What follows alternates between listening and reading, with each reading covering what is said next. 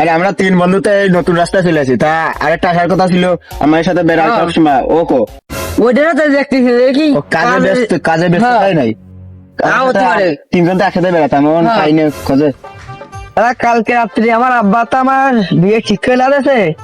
আমার বন্ধুরা আমরা শুনলে খুব খুশি হয়ে গেছে। যাই ওদের কাছে যাই একটু ঘুরে আসি। আরে আমার তিন বন্ধু না আছে, যাই ওদের কাছে আমার বিয়ে করাটা করে আসি একটু। কিরে বন্ধু তুই আইসিস? তোর কদিন তো খোঁজই পাওয়া না, তুই কোন থাইস?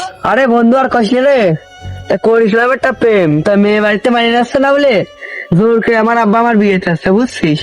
সেই কারণে তো ব্যস্ত থাই। আরে বন্ধু শীতকালে তাহলে শেষমেশ বিয়ে করিয়েই ফেলা দিলি। তা শেষ মেয়াদে বিয়ে করতেছিস, তা গ্রামের নাম কি?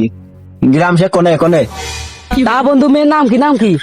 আরে গোপীনাথপুরে যে আত্মীয় আছে না, তাহলে তো তুই মনে হয় ওই ছবি চিনিস, পরিমণি আছে না?